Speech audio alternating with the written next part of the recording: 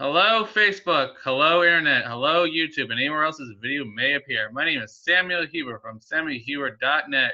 Huber Family Adventures on Instagram, Samuel Huber on Facebook, and this is another installment of my segment, Heroes of Autism.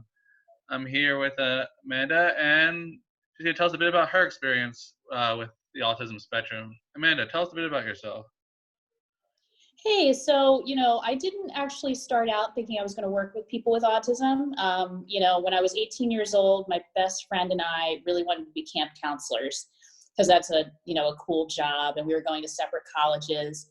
And we applied to many camps, but we didn't realize that actually it's such a cool job that you have to start applying in like December, right? So there weren't very many camps that offered both of us a job, and then miraculously, this camp called Camp Joy called us both back on the same day and offered us, counselor positions. And we were just so elated because we were going to, be spending the summer together. And the director did disclose that this was, a camp for people with special needs.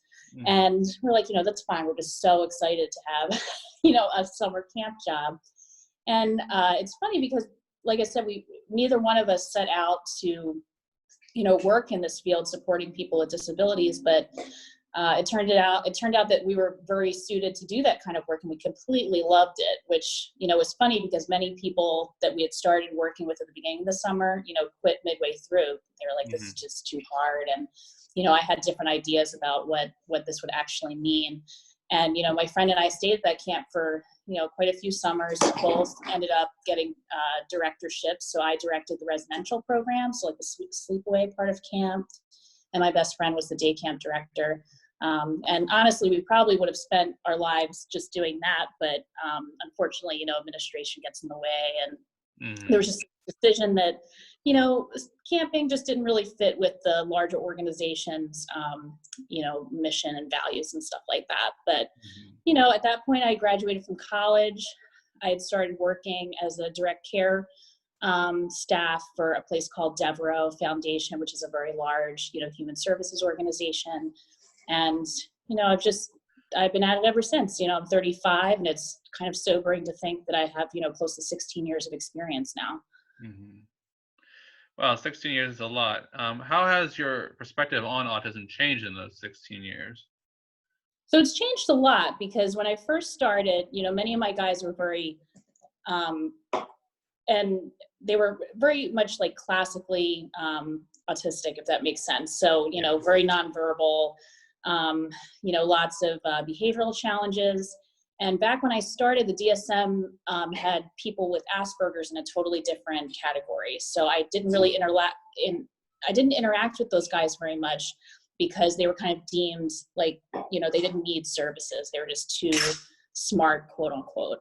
But then, the longer I worked in the field, and, I also worked in classrooms, as an inclusion specialist, started to see like there's lots of these kids that are kind of having these sensory challenges, and they're not the same as, my client who I'm providing services to, who might be less verbal or less, able to self-regulate, but these guys probably also, need help and support too.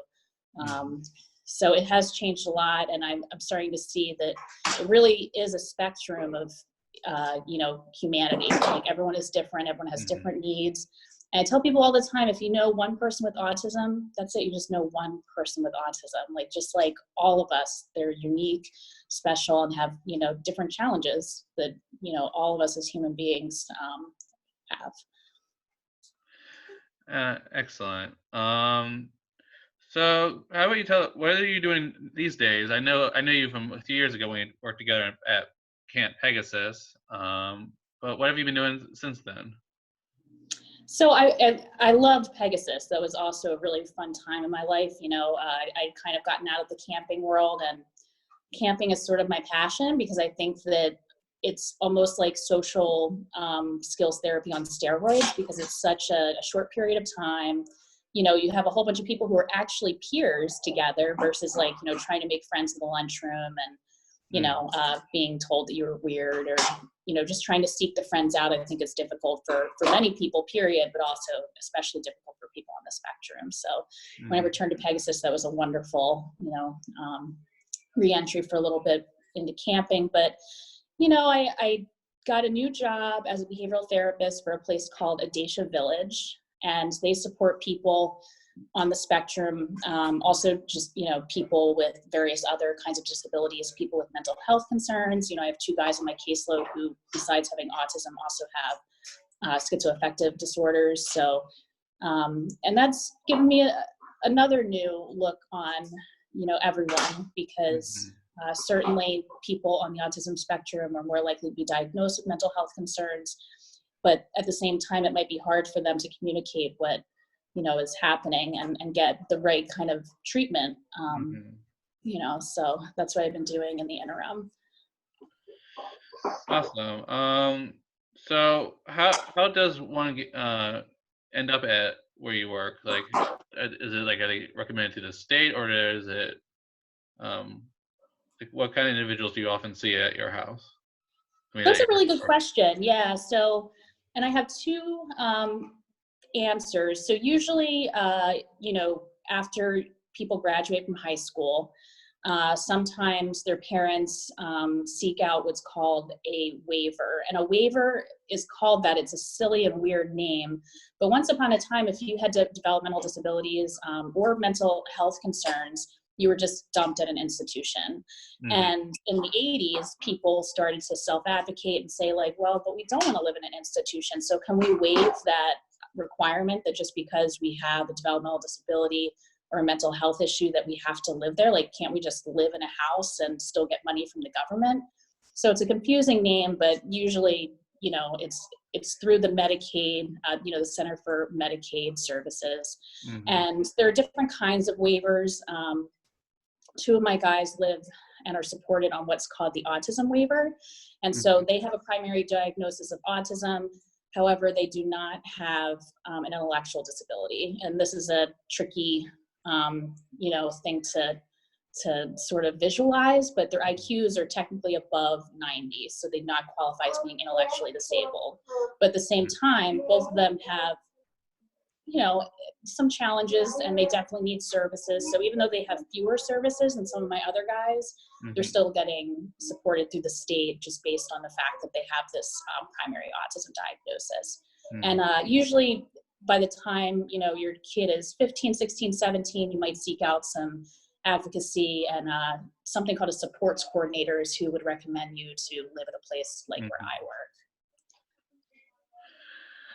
Awesome. So one thing I like to ask all my interviewees on this show is, how would you like the world to see autism? There's so much stigma around it. How would you like the world to see autism, like the whole perspective change? So I would like people to understand that people with autism are just different. It's not that they're damaged and I always pause about even saying disabled, because, I feel like that implies that you might not ever learn something, in your life. So, people with autism are just as resilient as you or I. They just may need different ways for their staff and their support people to communicate with them. And we're blazing this incredible trail now, because it used to be if you needed a communication device, it was very expensive and very, pervasive to get. Now, Prolo Quote Go, you can put on any, iPad or iDevice. I think that there's a lot more self-advocacy happening. So, people are starting to see that autism isn't necessarily just a kid, stimming out in the corner. There are people that drive cars, that are married, but it's not just a one-size-fits-all label. They're different and special, just like the rest of humanity. That was beautiful, and it just takes us a little longer to get there sometimes. Yeah, and that's the thing. I struggle a lot when I'm, talking with parents sometimes, because they have this idea that their kid is just never going to do certain things. And my response is, well, but they might just need more time to find out how to do that. We should support them in making their own goals versus just making them for them. Yeah, and speaking of parents, I know a lot of parents feel the need to throw everything they are into their children, especially when they're special needs children. When I often try to preach them, though, the importance of self-care, even in the face of something with a child with autism or schizophrenia or whatever. What are your thoughts on that? So I would agree with that. Yeah, like self-care is really important, and it gives perspective about what you're struggling with as a parent, and how you're supporting your child, and you know I think distance really gives good perspective sometimes. What do you mean by that?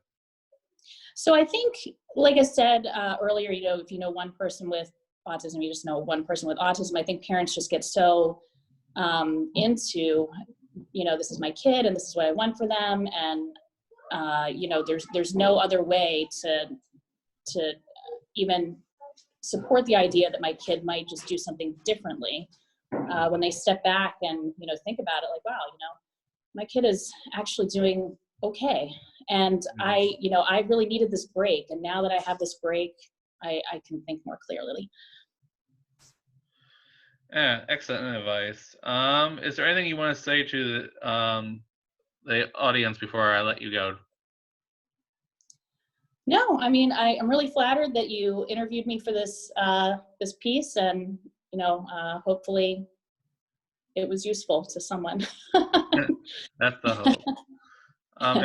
If people want to get in contact with you, either to see to get into where you work or for any other reason, how can people contact you? So they can use my email address, which is my name, amanda.murray.moseley, Moseley, @gmail.com.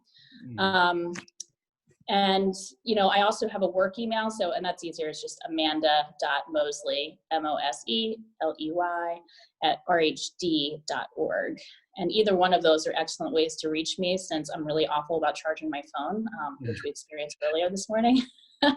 And I know many wonderful supports coordinators, so if people are interested in any sort of supported living, and there's different tiers of that. Like, it could mean living in your own apartment and just having someone come check in every once in a while to provide some counseling, or just some homemaking support.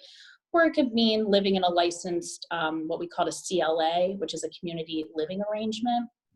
And usually that's a house with one other person, and there are staff that come in and out. It's more like shift working, but there are many ways to be supported, and I do encourage people to seek those out if they need them. All right. Thank you for coming on the show, Amanda. All right, everyone, please subscribe below. More interviews to come. All right, Amanda, we will talk to you later. Bye. Yeah, bye, Sam. Nice seeing you.